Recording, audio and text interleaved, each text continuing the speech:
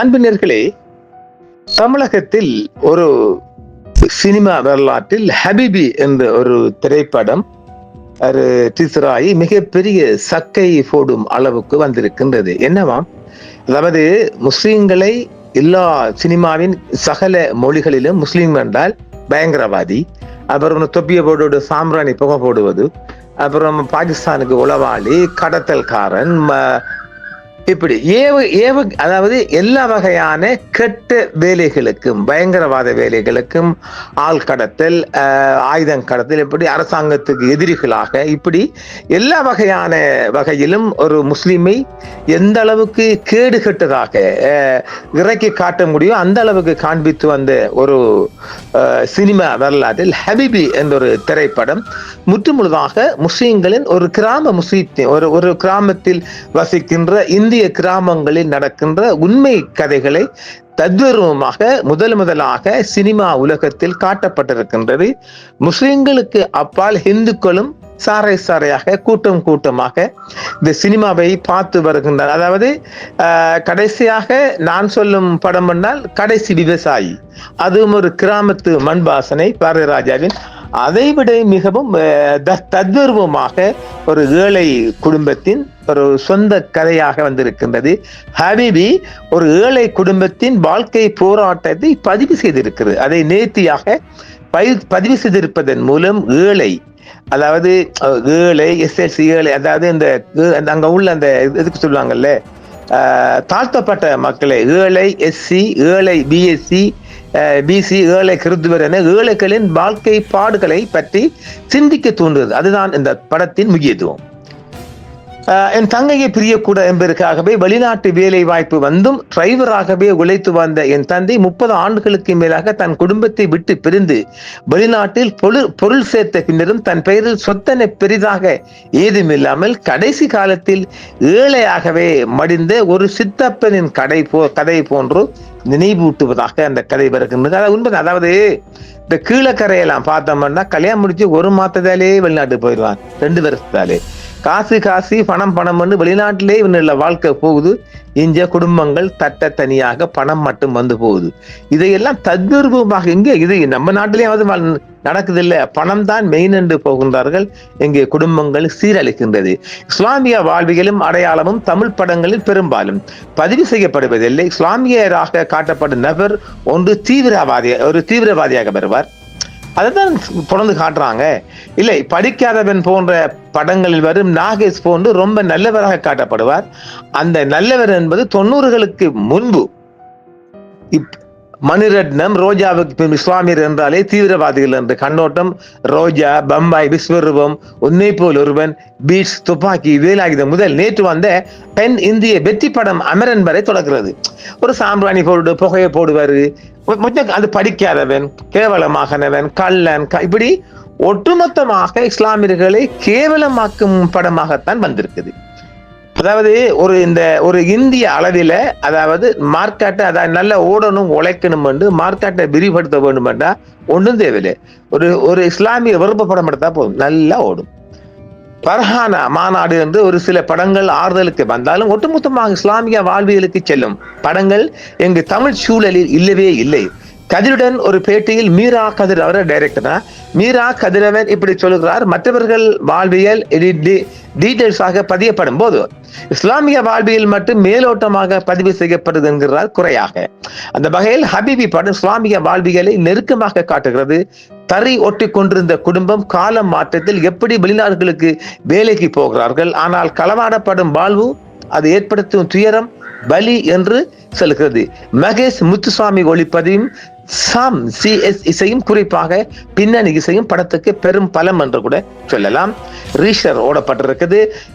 நாமும் இன்னும் ஒரு பாத்திரமாக அந்த வீட்டுக்குள் செல்லுவோம். அதாவது ஒரு கிராமத்து வீட்டுக்குள்ள நம்ம செல்ல மாதிரி இருக்குங்க. கொஞ்சம் எனக்கு வந்துச்சு. அந்த தெருவுக்குள் நம்ம உலாவுற மாதிரியும் இருக்குது. பழைய காலத்து இஸ்லாமிய கிராமம். இப்போது கூட நாகப்பட்டினம் எனக்கு நட்பு இருக்கு. நாகப்பட்டினம், எங்கது வேளாங்கண்ணி என்ன ஊர், நாகூர். நாகப்பட்டினம், நாகூரில் நமக்கு அந்த கிராம வாசனை இன்னும் இருக்குது. ஏன் சாத்தாங்குளம் போனாலே அங்கிடங்கள்லாம் இருக்குது, மிகப்பெரிய கிராமிய வாழ்வில் இருக்குது. இஸ்லாமிய குடும்பங்களில் பிறப்பு எப்படி இருக்கும், சுன்னத் வைபவம் எப்படி இருக்கும், பெண்கள் எப்படி இருப்பார்கள், வேலை எப்படி இருக்கும், நிக்கா எப்படி இருக்கும், மரணம் எப்படி இருக்கும் என்று ஒரு பாது ராஜா கிராமத்தை எப்படி காட்டுவாரோ அதை போலவே சுட்டி காட்டியிருக்கிறார் மீரா கதிரபன். நிலோபரை பஞ்சாயத்திலிருந்து காப்பதற்கு அபுதாகிர் சொல்லும் பொய்யும் ஊர்முன் ஏற்றுக்கொள்ளும் தண்டனையும் பாரதி ராஜாவின் கிழக்கே போகும் ரயிலை நினைவுபடுத்துவதாகவும் சொல்லப்படுகிறது.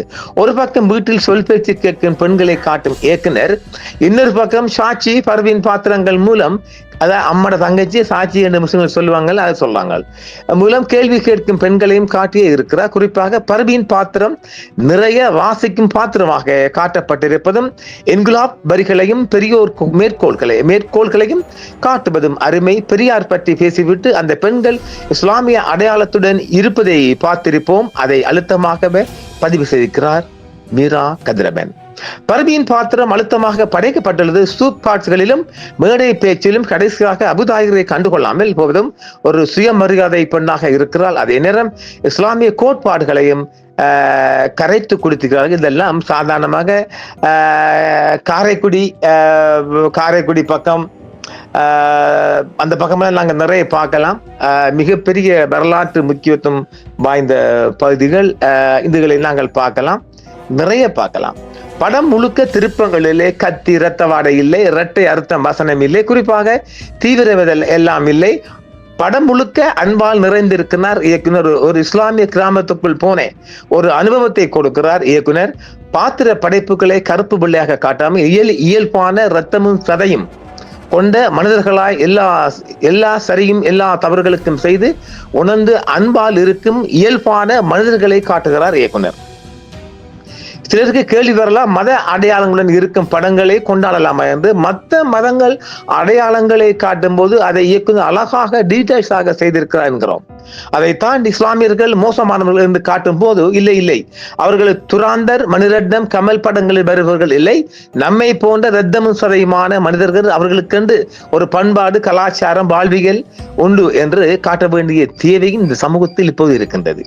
இஸ்லாமிய வாழ்வை அப்படியே காட்டுவதே ஒரு அரசியல் செயல்பாடு தான். அந்த வகையில் ஹபீபி ஒரு முக்கியமான படமாகப்படுகிறது. எளிய மனிதர்கள் அவர்கள் சுற்றி இருக்கும் போதே வாழ்வு அழகாகிறது. இந்த படத்தில் காட்டப்படுபவர்கள் நம்மை போன்ற எளிய மனிதர்கள், சாகசக்காரர்கள் அல்ல. அதை காட்டுவதே இயல்பாய் காட்டுவது என்பதே ஒரு அரசியல் தானே. அந்த வகையில் ஹபீபி ஒரு முக்கியமான ஆவணமாகப்படுகிறது. படத்தின் கதையின் போக்கில் இயக்குனர் பழமையின் பக்கம் நிற்கிறாரா, புதுமையின் பக்கம் நிற்கிறாரா என்பது போன்ற கேள்விகள் திரைக்கதையில் நிறைய உண்டுதான். அந்த விமர்சனம் எல்லாம் ஒரு சிறு சுழிதான். அதை தாண்டி ஒரு புதிய உலகத்தை ஹபீபி திறந்து காட்டியுள்ளது. தமிழ் சினிமாவில் நிறைய நல்ல படங்கள் உண்டென்றாலும் சில படங்களே ரெண்டர் செட்டர் என்பது ஒரு படமாக ஹபீபி உள்ளது என்பது ஒரு மகிழ்ச்சியான விடயம்தான். நேற்றிலிருந்து படமே வருவதை போல BMS ரன் பார்த்து கொண்டிருந்தார்கள்.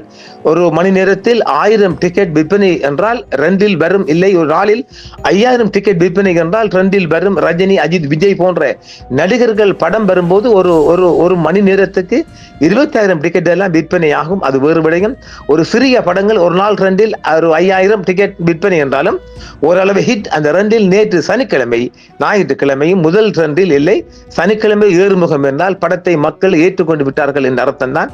மிகப்பெரிய வாழ்த்துக்கள் கொடுக்கலாம். மிகப்பெரிய ஒரு முஸ்லிம் கிராமத்தை முஸ்லிம் கதைக்குள் கொண்டு சென்று மீரா கதிரவன் காட்டியிருப்பது தமிழக சினிமா துறையில் ஒரு மாற்றத்தை ஏற்படுத்தி இருக்கின்றது. இதற்கு பின் நிறைய முஸ்லிம்கள் பற்றிய திரைப்படங்கள் வருவதற்கு மிக வாய்ப்பு இருப்பதாகவும் தமிழக செய்திகள் சொல்லுகின்றது. நிறுவனம் தான் இந்த செய்தியை தந்துவிட்டேன். மீண்டும் மற்றொரு காணொளியில் சந்திப்போம் நேயர்களே.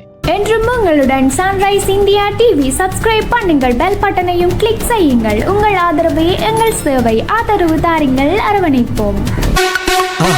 மறக்காம சர்ப்ரைஸ் பண்ணுங்க. தேங்க்யூ.